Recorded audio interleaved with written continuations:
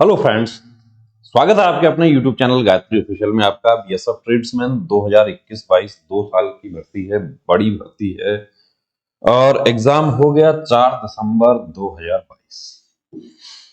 4/12/2022 को एग्जाम हो गया। रिजल्ट जो है वो लगभग 30 दिन में, 30 से 35 दिन में या अधिकतम 45 दिन में रिजल्ट जो है वो जनरली भर्तियां होती हैं उनका निकल जाता है। और बीएसएफ आरओआरएम का 20 नवंबर को एग्जाम हुआ था, 22 दिसंबर को उसका रिजल्ट डिक्लेयर हो गया। और बीएसएफ का भी अपेक्षा की जा रही थी कि बीएसएफ का रिजल्ट जो है वो भी जनवरी फर्स्ट वीक तक या सेकंड वीक तक बीएसएफ का रिजल्ट आ जाएगा। अब बीएसएफ का एग्जाम हुआ, एग्जाम होने के साथ ही कुछ ऐसी तस्वीरें सोशल मीडिया पर वायरल हुई, हमें भी कहीं से मिली। हमें कहां से मिली उसके लिए जब हमने वीडियो बनाया तो जो बीएसएफ का जो विजिलेंस डिपार्टमेंट है उन्होंने हमें भी कॉल किया था और उन्होंने पूछा कि ये तस्वीरें आपको कहां से मिली। तो हमने जहां से हमें मिली थी आप लोगों ने शेयर किया, आप में से किसी ने शेयर किया था, हमें जानकारी वो देनी पड़ी। उसके बाद बहुत सारे भद्दे कमेंट भी आए, भद्दे मैसेज भी आए, धमकी वाले मैसेज भी आए कि आप ये वीडियो क्यों बना रहे हैं, आप ये वीडियो बंद कर दीजिए। तो जब हमने ये कहा, जब बात की विजिलेंस डिपार्टमेंट से, हमारी बात होती रहती है अक्सर कि सर हमें कुछ लोग इस तरीके से धमकी दे रहे हैं, तो उन्होंने कहा कि उनका भी नंबर हमें दे दो कि जो आपको इस तरह से धमकी लगा रहे हैं कि बीएसएफ का रिजल्ट आपकी वजह से डिले हो रहा है। कमेंट्स भी आ रहे हैं, देखिए आपको दिखा देते हैं। ये गायत्री वालों की वजह से रिजल्ट इतना लेट हो गया। भाई हमने क्या किया ऐसा कि हमारी वजह से रिजल्ट लेट हो गया? प्रेस की स्वतंत्रता, अभिव्यक्ति की स्वतंत्रता, ये तो हमारा संविधान जो है वो हमें अधिकार देता है।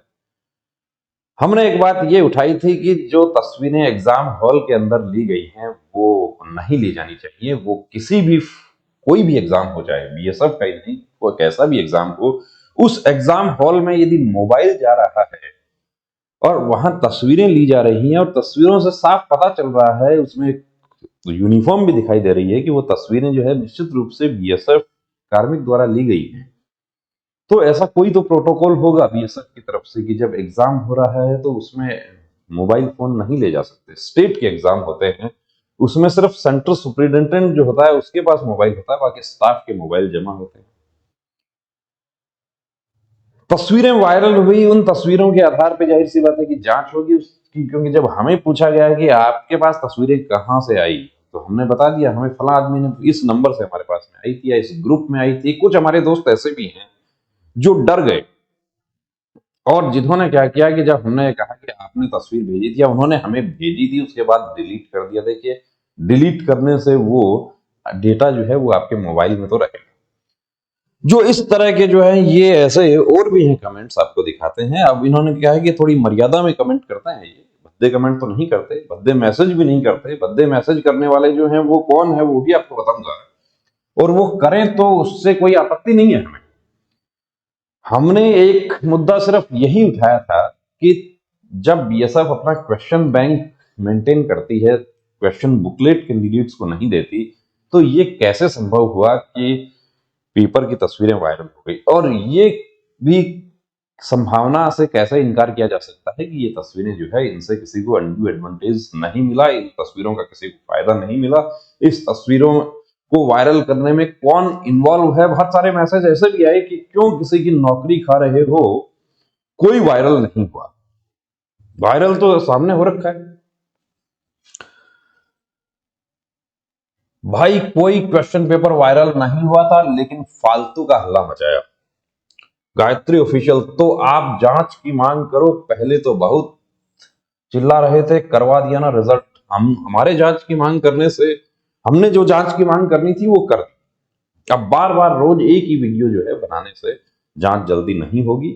और दूसरी बात आपको बता दूं, कुछ कमेंट्स ऐसे भी थे कि आपका क्या फायदा हुआ कि आपने ये एग्जाम डिले करो। हमारा कोई फायदा नुकसान की बात नहीं है, हम हमारा फायदा नुकसान नहीं देख रहे हैं।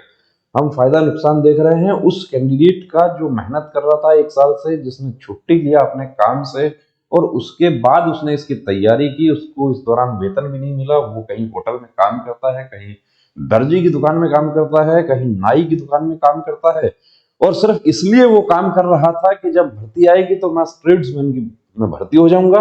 लेकिन जो तस्वीरें वायरल हुई और जिस तरह की तस्वीरें दिखाई हैं सोशल मीडिया पर, उससे तो ये नहीं लगता कि भर्ती पारदर्शिता से हुई है। और हुई है या नहीं हुई है, ये जांच का विषय है।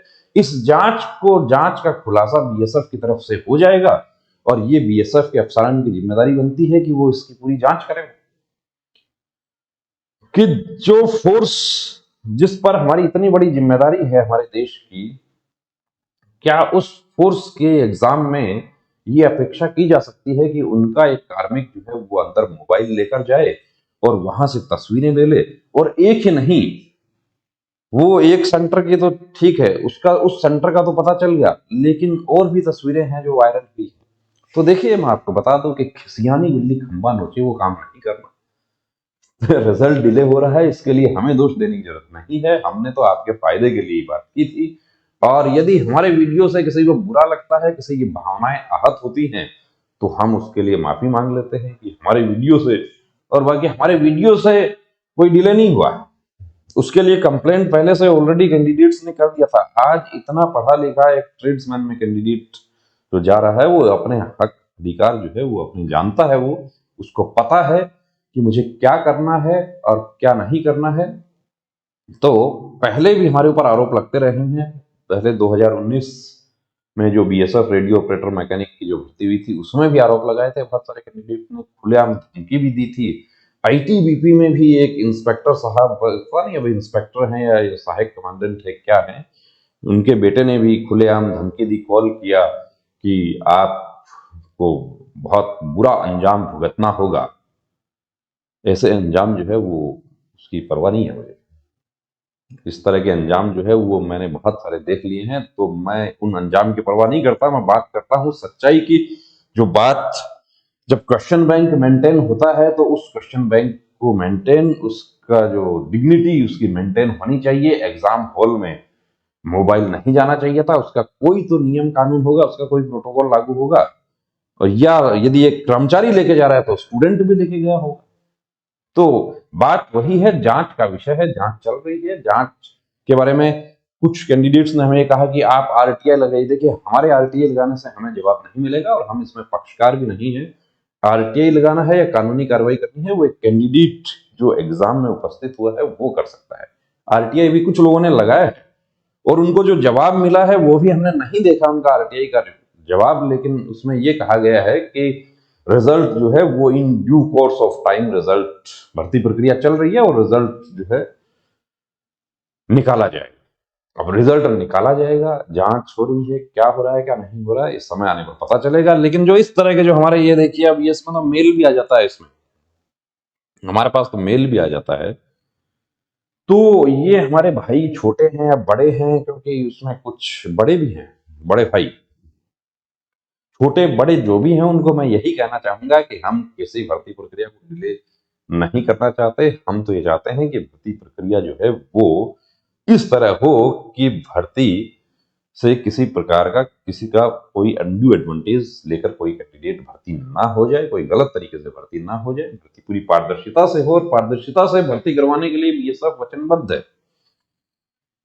ये ड्यूटी बनती है उनकी, और होती है भर्ती परीक्षाएं जो है वो पूरी तरीके से पारदर्शी होती हैं। आंसर की आपकी आती है, सब कुछ आता है। आंसर की में कोई क्वेश्चन गलत हो गया क्वेश्चन बुकलेट में, उसका बोनस मार्क्स भी दिया जाता है। फिर मेडिकल पूरा पारदर्शिता से होता है, मेडिकल में आप कॉन्फ्लिक्ट कर दिया उसका कारण बताया जाता है, सब कुछ। तो ये जो तस्वीरें देखिए, कोई भी सामान्य बुद्धि का आदमी जो है वो यदि उनको देखता है तो उसको संतुष्ट करना जरूरी है कि ये क्यों हुआ, कैसे हुआ, और हुआ तो इसके बाद क्या कार्रवाई हुई, वो सब ये सब को सार्वजनिक करना चाहिए। और इसकी एक जिम्मेदार नागरिक जो है देश का, वो अपेक्षा करता है, और वही काम हमने किया है। तो बने रहिए दोस्तों चैनल के साथ। और फिर ये कहूंगा कि यदि हमारे वीडियो से आपकी भावनाएं आहत होती हैं तो हम माफी चाहेंगे। जय हिंद।